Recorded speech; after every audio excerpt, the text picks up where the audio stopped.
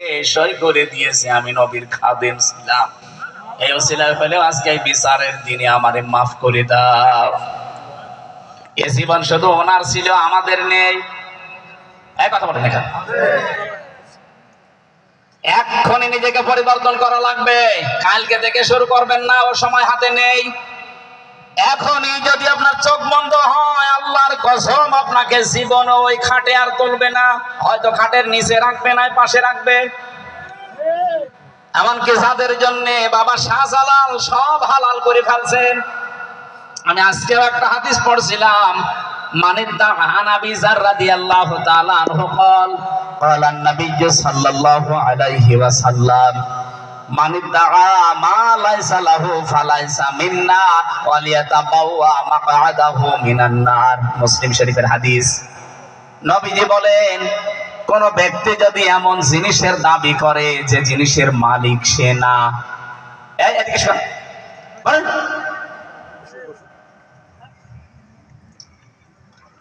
কোন ব্যক্তি যদি এমন জিনিসের দাবি করে যে জিনিস মালিক সে না, কিন্তু দাবি করে বসে আছে, আমি নবী বলছি দুইটা শাস্তি তার ওই দিন থেকে আরম্ভ হবে।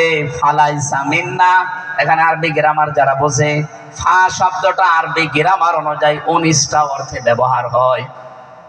আল্লাহর নবী এখানে যদি ফা নাও দিতেন তাও আমরা বাংলা অর্থ করতে পারতাম। আলেমরা ফা দিলেন কেন? উপরে বর্ণিত কাজ যদি সত্যি কারো জীবনে থাকে, পরের শাস্তি মাস্ট বি তার জীবনে কার্যকর হবে। কি ছিল পরের শব্দ? কি ছিল?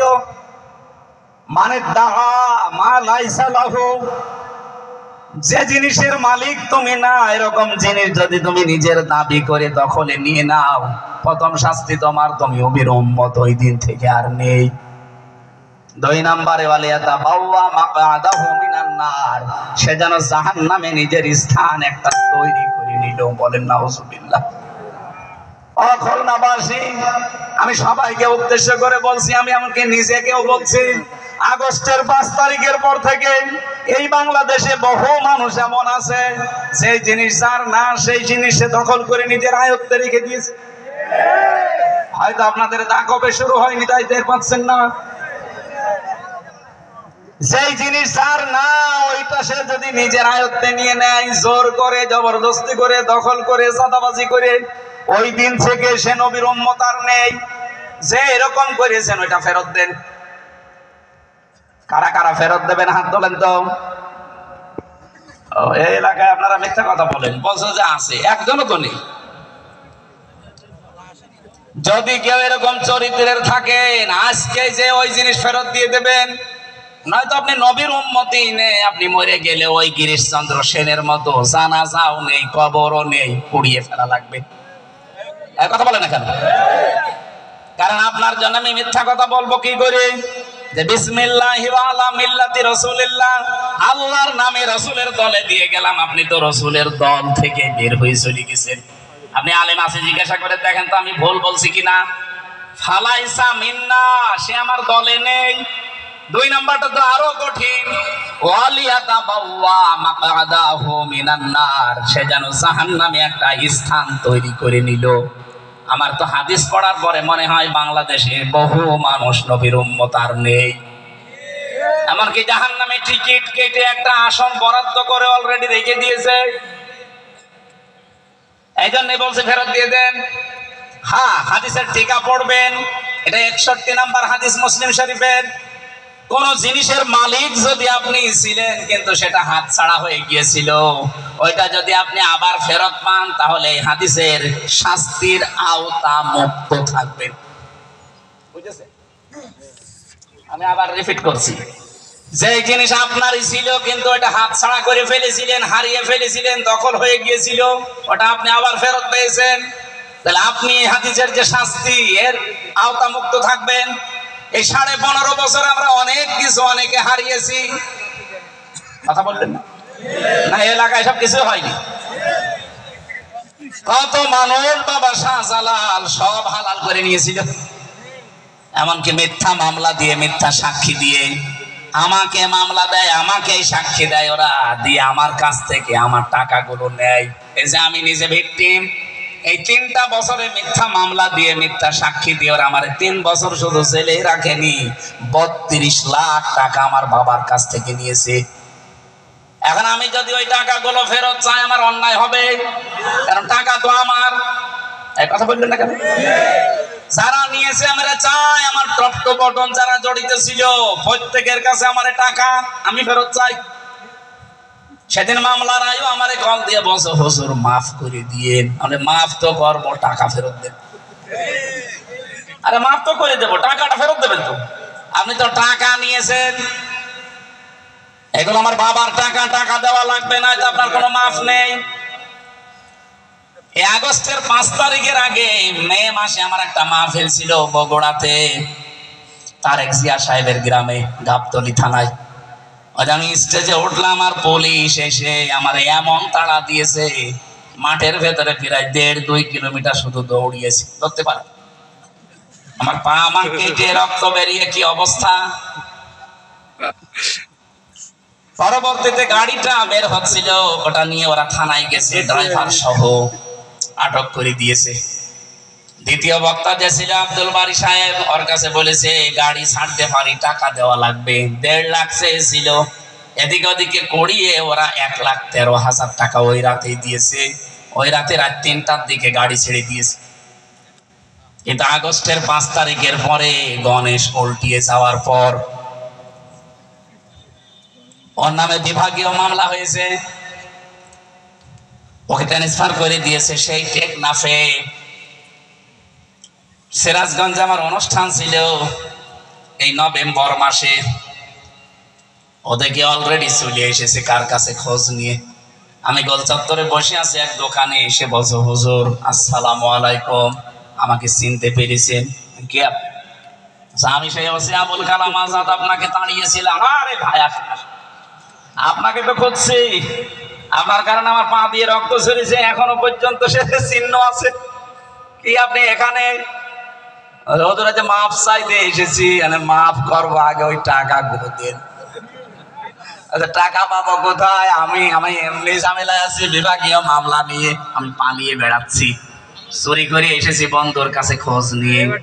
আপনি দয়া করে আমারে মাফ করেন। মাফ করবো কিন্তু টাকা দেওয়া লাগবে না, মাফ নেই। 7 দিন সময় দিলাম, 1 লাখ টাকা ফেরত দিয়েছে আর 13,000 টাকা আমি মাফ করে দিয়েছি। বাংলাদেশে পুলিশ যে টাকা ফেরত দেয় আমার মনে হয় এই টাকা আপনারা কেউ পেয়েছেন? পুলিশ টাকা নিয়ে ফেরত দেয়, সে বিড়াল নাকি কত ঠেলায় পড়লে গাছে ওঠে। যার জিনিস সেইটা নিয়েছেন আমরা চাই এই 15 বছরে সেইটা সেইভাবে হাত ছাড়া হয়েছে আপনার, ওইভাবে আপনি আবার নিয়ে নেন। আপনি এই হাদিসের আওতা মুক্ত থাকবেন, আমার কথা ভুল বুঝবেন না। আপনার কাছে সাদাবাজি করে নিয়েছিল, আপনিও নেন, কোনো অসুবিধা নেই, কারণ আপনার জিনিস আপনি ফেরত নেবেন। আপনারটা চুরি করে নিয়েছিল, আপনিও করে নিয়ে নেন। আপনারটা জোর করে জবরদস্তি করে দখল করেছিল, আপনিও করে নেন। আপনি হাদিসের আওতা মুক্ত থাকবেন, কারণ জিনিস আপনার, আপনি ফেরত পেয়েছেন। কথা বললেন না কেন? এই যে ইসলামী ব্যাংক যাদেরটা তারা ফেরত পেয়েছে, কিন্তু বহু মানুষ আমরা দেখি তারা আন্দাজে বলে যে ইসলামী ব্যাংকও ছিনতাই হয়ে গেছে। এ কথা বলেন কোন কারণে? আপনি ইসলামী ব্যাংকে আপনার বাবার, যাদেরটা তারা ফেরত পেয়েছে, আপনার সমস্যা কি? এতদিন ছিনতাই হয়ে গিয়েছিল, ওরা জোর জবরদস্তি করে দখল করে রেখেছিল। ৭৫,০০০ কোটি টাকা এখান থেকে চুরি করেছে এস আলম। আরো মনে হয় টাকা সহ ফেরত নেওয়ার দরকার ছিল। যার জিনিস সে ফেরত পেল আর আপনি ফতোয়া দিচ্ছেন সবাইকে উদ্দেশ্য করে। এই জন্য বলছি যার যেটা হারিয়েছে, হাত ছাড়া হয়ে গেছে, ছিনতাই হয়ে গেছে, ওইটা আবার ফেরত নেবেন, কোনো অসুবিধা নেই। কিন্তু অন্যের জিনিস যেটা আপনার না, ওইটা আপনি নিজের দখলে রাখতে পারবেন না। কেউ যদি রেখে থাকেন ফেরত দিয়ে দেবেন, নয়তো আপনি কিন্তু ধরা খাবেন, আপনি তো নবীর উম্মতি থাকতে পারবেন না। আমার মাত্র 14 দিনের হিসাব আমি মিলাতে পারি না এখনো, মাত্র মে মাসের 14 দিন। আর 33 বছরের জবাব চাইলে আমি তো মরে যাব মাঠে। আর আপনার বয়স এখন 70-80 বছর, একটু চিন্তা আসে না আমি যে বসে আছি, দাঁড়া বসে গ্যারান্টিও তো নেই এখনই আমি পটল তুলতে পারি। এই কথা বলেন না কেন? এখানে যে জীবনের দায়িত্ব আল্লাহ নেয়নি ওইটার চিন্তা ভাবনা করেন, আর ওইটার জন্য আজকের অনুষ্ঠান। ওই চিন্তাটা যেন একটু জাগ্রত হয়।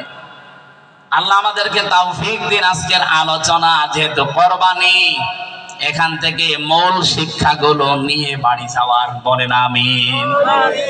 ওয়াতলু আলাইহিম নাবা বানাই আদম বিল হক। এই ভালো করে শুনবেন, এতদিন যেভাবে শুনেছেন ওইভাবে না, এখানে গুরুত্বপূর্ণ কিছু তথ্য বের হবে।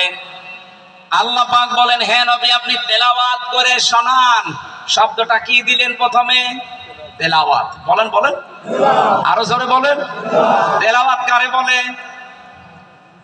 কোরআন শরীফে কোরআন পড়ার ব্যাপারে আপনি তিনটা শব্দ পাবেন, করাআ, রাতালা, তালাওয়া। এতে তিনটার ভেতরে তেলাওয়াত যেটা বলা হয়, তেলাওয়াতের অর্থ হচ্ছে শুধুমাত্র পড়বেন হবে না, শুদ্ধ করে পড়া লাগবে। ওয়ারাত্তিলিল কুরআনা তারতিলা। কোরআন যদি পড়তে চাও শুদ্ধ করে স্পষ্টভাবে থেমে থেমে পড়ো।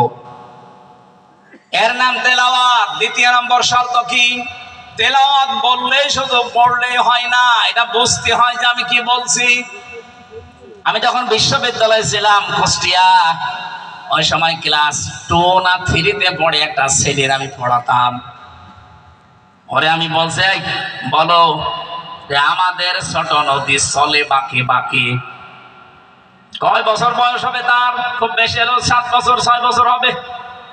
আমারে বলছে, হুজুর আমাদের ছোট নদী চলে বাঁকে বাঁকে, এটা তো পরে আমাদের লিখতে 4টা অক্ষর লাগে কেন এটা বলেন। আমাকার দয়কার র 4টা অক্ষর লাগে আমাদের লিখতে, 3টা অক্ষর হলে হবে না কেন? ও সাদা তো আমি জানি, আমার কি বল। চিন্তা করেছেন মাত্র 6-7 বছর বয়স, এক লাইন পড়তে বলছি ওর আসি না। ও বলছে আগে বলেন যে 4টা অক্ষর কেন লাগে। এগুলো এমনি এমনি যার তার পেট থেকে আসে না। হযরতে আব্দুল কাদের জিলানী রাহমাতুল্লাহ আলাইহির জীবনীতে পড়ছিলাম। ওনার বয়স যখন এরকম 7 বছর নিয়ে গেছে মা মাদ্রাসায়, ওস্তাদ বলছে বাবা বলো আলিফ। না, আগে বলেন আলিফের মানে কি। ওস্তাদ বলছে আমি জানি না। জানেন না মানে? যে জিনিসের মানে হয় না আপনি জানেন না, ও জিনিস আমি পড়ি না। কারণ আমাকে অর্থ বলা লাগবে যে এটা দিয়ে কি মিন করে, অর্থ কি বের হয়, এটা দিয়ে কি বোঝাতে চান আপনি। আমি আন্দাজে পড়িয়ে যাব আর আপনি আমাকে পড়িয়ে যাবেন না, আমি ওই রকম ছাত্র না।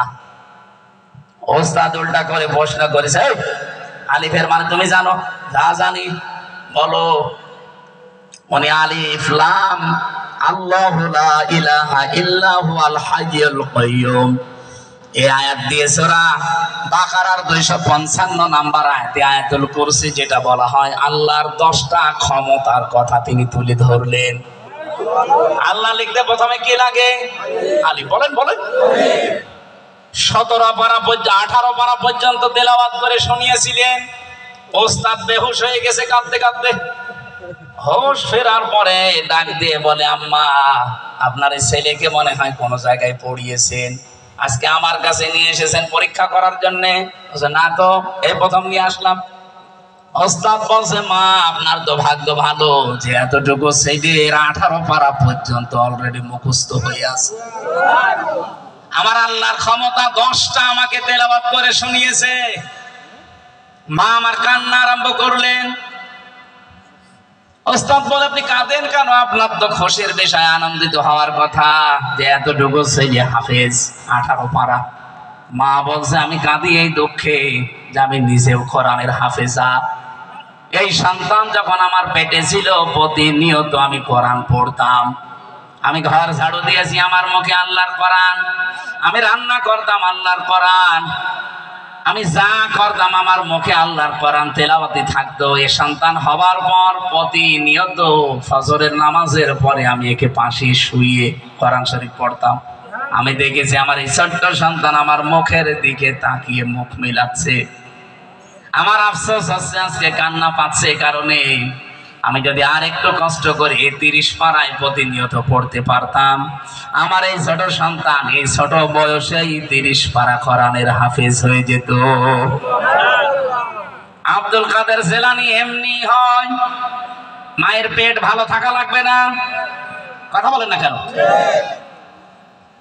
আপনি খুব সূক্ষ্ম একটা ষড়যন্ত্র আজ 5-6 দিন দেখতে পাচ্ছেন। নারী সংস্কারের নাম দিয়ে ওরা অলরেডি কোরআনে কারিমের 10টা আয়াতের বিরুদ্ধে এই বক্তব্য লিখেছে। আমি বরাত 318 পৃষ্ঠায় পড়ে দেখেছি কোরআনে কারিমের 10টা আয়াত ওরা মানে না। এই নারী কমিশন যারা, তার প্রথমটাই হচ্ছে পেটের সমস্যা। প্রথমটাই আপনি যারা পড়াশোনা করে জিজ্ঞাসা করে দেখেন, ওরা বলছে দেহ আমার, সিদ্ধান্ত আমার। এ দেহ আপনার কে বলেছে আপনাকে? আপনার মা বাবা শুধু বিছানায় ছিল, এতটুকুই তাদের দায়িত্ব শেষ। পুরা দেহ বানিয়েছে বীর্য থেকে কে? আরো জোরে বলেন কে? নাকি আপনার বাবা দিয়েছে? হ্যাঁ, বাবা দিয়েছে। বাবা দিয়েছে 4টা জিনিস। বাবার যে বীর্যটা মায়ের রেহেমের ভেতরে পড়ে, কোরআন এখন জানাচ্ছে ইয়াখরুজু মিন বাইনিস সুলবি ওয়াত তারাইব। এখানে সুলবন 1 বচন, তারাইব বহু বচন দিয়েছেন আল্লাহ। বাবার এটা যখন আসে, দ্রুত গতিতে আসে, এই নাপাক পানিটা আমার আল্লাহ 4টা জিনিস তৈরি করে। 3:40 পরে যে 40 কতদিন হয়? 120 দিন। আপনি সূরা মুমিনুনের ভেতরে আয়াতগুলোর ব্যাখ্যা পাবেন। সুম্মা খালাকনান নুতফাতান আলাকাতান ফাখালাকনাল আলাকাতা মুদগাতান ফাখালাকনাল মুদগাতা ইযামা ইলা আখির আয়াত। রব্বুল আলামিন বলেন রক্ত, গোশত, চর্বি আর চামড়া, এই 4টা জিনিস বাবারে নাপাক পানি দিয়ে আমি বানাই। সুম্মা জাআলনাহু ফি কারারিম মাকিন। মায়ের রেহেমের ভেতরে যে সুরক্ষিত জায়গাটা আছে, ওখানে একটা নাপাক পানি আছে, ওইটা দিয়ে আরো 4টা জিনিস বানায়। চুল, রগ, হাড় আর পর্দা। এই 4-8টা জিনিস এক হয়। 3:40 পরে আমি আল্লাহ ওকে আরো 5টা জিনিস নিজের পক্ষ, আমার নাম যেহেতু রব, এই রব নামের কারণে দান করি। ওয়াজআলা লাকুমুস সামআ ওয়াল আবসারা ওয়াল আফইদা ইলা আখির আয়াত। এটা সূরা নাহলের ভেতরে পাবেন 14 নম্বর পারা, 14 নম্বর পৃষ্ঠা, 13 নম্বর লাইনের 78 নম্বর আয়াতের মাঝের অংশে আছে তাফসিরে ফি জিলালিল কোরআন। আল্লাহ বলেন শ্রবণ শক্তি, দর্শন শক্তি, বাক শক্তি, আকেল শক্তি আর ঘ্রাণ শক্তি, এই 5টা আমি আল্লাহ আমার রব নামের কারণে তোরে ভিক্ষা দিয়েছি। সুবহানাল্লাহ বলতে পারেন? 8-5-13টা জিনিস যখন এক হয়, তখন ফেরেশতারা সিদ্ধান্ত চায় যে এর আকৃতি এবার কেমন করব। এটা কি ছেলে বানাবো না মেয়ে বানাবো? ওয়াল্লাযী ইউসাউবিরুকুম ফিল আরহামি কাইফা ইয়াশা। তিনি সে আল্লাহ যিনি তোমাদের মায়ের রেহেমের ভেতরে আকৃতি তৈরি করেন। সুতরাং আকৃতি এটা বানিয়েছে কে? বডিটা ফেরেশতারা বানায়, আকৃতি আল্লাহ নিজে বানান। এটা ছেলে হবে না মেয়ে হবে, আকৃতিটা আল্লাহ নিজের হাত দিয়ে বানিয়েছেন। এরপরে আল্লাহ কোরআনে কারিমের সূরা নাহলের 78 নম্বর আয়াতের প্রথম অংশে তথ্যটা দিয়েছেন, আল্লাহু আখরাজাকুম মিন বুতুনি উম্মাহাতিকুম লা তা'লামুনা শাইআ। আস্তে করে মায়ের পেট থেকে তোমারে 10 মাস 10 দিনের ভেতরে বের করে নিয়ে আসি, যখন তুমি কিছুই জানতে না। সে তো ট্যাটা করে কান্নার আওয়াজ ছাড়া কিচ্ছু আসতো না। এই জায়গা থেকে শুরু করে 33 বছর বয়স আমি হামজা এখানে যে বসে আছি, পুরাটাই দায়িত্ব পালন করেছি আমার মা বাবা। হ্যাঁ, আমার মা বাবা তো শুধু বিছানায় ছিল, বাকি যা করার কে? আরো জোরে বলেন। এই নারী কমিশনের বিরুদ্ধে বাংলাদেশের আলেমরা কেন ফুঁসে উঠেছে? প্রথম কারণ এইটা, যারা বলছে দেহ আমার, সিদ্ধান্ত আমার, তাহলে জেনা ব্যভিচারের কারখানা তৈরি হবে। পেট ঠিক থাকবে, আর পেট না ঠিক থাকলে আব্দুল কাদের জেনালে আসবে কি করে? আমি যে ছেলেটাকে পড়াতাম ওর মা খাস পর্দাশীলা, এমনিতে এরকম সন্তান পেট থেকে আসে নাই। বিয়ের আগে আপনার পেট সারা দেশের মানুষ দেখা শেষ, তো ওই পেট থেকে ভালো জিনিস আসবে কি করে? অনেকে বলে হুজুর দোয়া করে ছেলে যেন ভালো হয়। আমি দোয়া করবার ভালো হবে? তোমার স্ত্রীর পেট যে সারা দেশের মানুষের দেখা শেষ। অনেকের বউ যদি সুন্দর হয় ও দিশায় বায়না করবে কি আরো সুন্দর করে সাজিয়ে গুছিয়ে নিয়ে যায় এই চালনার বাজারে, মানুষকে দেখায় যে জিনিস আমার আছে। জিনিস তোমার আছে, আমি করবো কি? আমি শিক্ষার জন্য এই ঘটনাটা কুষ্টিয়ায় 16 সালে একবার ওই যে মজমপুর গোল চত্বরে দাঁড়িয়ে আছি, দেখে একটা লোক যাচ্ছে মোটর সাইকেলে তার স্ত্রী নিয়ে। সালাম দিলাম, জবাব দেওয়ার পরে বললাম ভাই কে? তোমার ভাবি। কি পরিয়েছে, নাকি শাড়ি না মশারি? একবার তাকানোর পর আর তাকানো যাচ্ছে না। আমারে বলছে হামজা আমি আর কত দেখবো, এলাকার মানুষের হক নেই, হক আদায় করে বেড়াচ্ছে। যারা এভাবে হক আদায় করেন তাদের এই পেটে যে ভালো জিনিস আসবে বলেন? আমি সূরা রহমানের ইয়াগরাফুল মুজরিমুনা বিসিমাহুম ফায়ুখাযু বিন নাওয়াসি ওয়াল আকদাম এই আয়াতের তাফসীর পড়তে গিয়ে পেয়েছি কিয়ামতের দিন আল্লাহ যখন মানুষকে তুলবে কমপক্ষে আকার হয়ে যাবে 10 রকম। এই আকার থাকবে না, 10 রকমের আকৃতি দিয়ে আল্লাহ আপনাকে তুলবে। কারো আকার হবে শুকরের মতো, কারো কুকুরের মতো, কারো সাপের মতো, কারো বেজির মতো। কুকুরের মতো চেহারা হবে তাদের। আপনি 2টা কুকুরকে খাবার দেন, একটাকে যা দিয়েছেন সারা দিন খাবে তাও শেষ হবে না, এরপরও দেখবেন মাঝে মাঝে পাশেরটায় হামলা দেয়। কথা হচ্ছে না?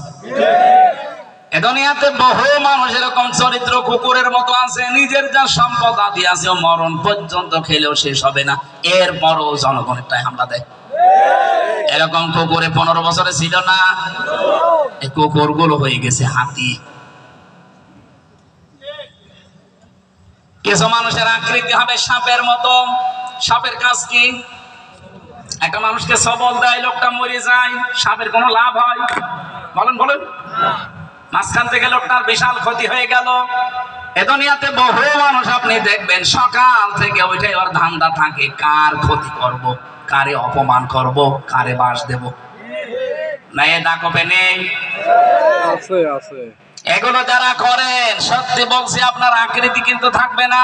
আপনি একটা লোকের ক্ষতি করে দিলেন মাঝখানে, আপনার কোনো লাভ নেই, কিন্তু তার জীবনটাই নষ্ট হয়ে গেল। এটা আমার যারা ক্ষতি করলেন কি লাভবান হয়েছেন আপনারা বলেন? আর টাকা কিছু পেয়েছেন, টাকা তো আমি ফেরত নেবই যেভাবে হোক।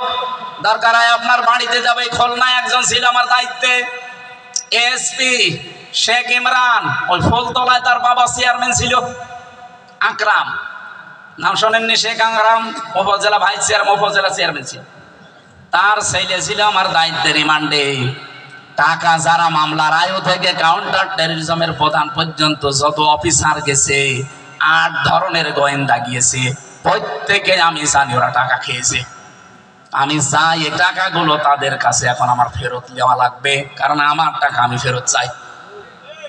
আপনি তো টাকাও ফেরত দেওয়া লাগবে, মাঝখান থেকে আমার যে কষ্টটা দিলেন, 3 বছর ফাঁসির কন্ডেম সেলের ভেতরে আপনি 24 ঘন্টা তালা লাগিয়ে রাখতেন। শুধু তালা লাগিয়ে তো না, আর পরে সিসি ক্যামেরা দিয়েছিল কেউ যেন আমার সাথে কথা না বলে, এমনকি বাইরে যোগাযোগে 3 বছর আমি বিচ্ছিন্ন। আমি জানি না যে বাইরে কেউ বেঁচে আছে না মরে গেছে, কারণ আমার সাথে কেউ কথা বলে না কারারক্ষীরা ভয়ে। সিসি ক্যামেরায় যদি ধরা পড়ে ওরে আবার পানিশমেন্ট দেবে। কি কঠিন আযাবে আমি রেখেছিলেন বলেন তো? কি হলো? আপনার কোনো লাভ হয়েছে? মাঝখানে আমার জীবনে যে রোগগুলো হয়ে গেছে, চিন্তায় চিন্তায় বিশাল একটা ক্ষতি করে দিলেন। সাপের চরিত্র নিয়ে উঠবেন কি আমাদের, এদের আকৃতি হবে সাপের মতো। কত মানুষের আকার হবে শুকরের মতো। শুকরের কাজ কি? বিভিন্ন অনুষ্ঠানে দেখবেন যায় কচু খাওয়ার জন্য। কি নিজে যে এক জায়গায় বসে থাকে আর বউ ছেলে মেয়ে সব ছেড়ে যায়। ও কার সাথে কি করছে ওর দেখার দরকার নেই, ও নিজে কিন্তু এক জায়গায় বসে আছে। বহু মানুষ এই দেশে আমরা দেখি নিজের বউ বেটার বউ ছেলে মেয়েকে নিয়ে বিভিন্ন অনুষ্ঠানে যায়, নিজে এক জায়গায় বসে বসে গল্প করে, আর ওগুলো সব আল্লাহর রাস্তায় ছেড়ে দিয়েছে। এলাকায় নেই। আপনারা আকৃতি থাকবে নাকি আমাদের দিন শুকর হয়ে উঠবেন আপনি? যে কথা তুলেছিলাম যে আব্দুল কাদের জিলানী এমনিতেই এমন মায়ের পেটে আসে না, এ মায়ের পেটে এত সংরক্ষিত ছিল যে বিয়ের আগে পেট দেখা দূরের কথা, ওর গলার আওয়াজ পর্যন্ত পর পুরুষে শোনে নাই। এরকম মা তৈরি করা দরকার না, এমনি আসবে। এই জন্যই তো আলেমরা মানছে না যে না এটা দিলে পেট নষ্ট হয়ে যাবে। আরে ভাই 3.5 হাত বডির ভেতরে কয়েক ইঞ্চি পেট, এটা খুব গুরুত্বপূর্ণ জায়গা। যাদের স্ত্রী যাদের মেয়ের পুত্রবধূর পেট যত খারাপ হবে, যত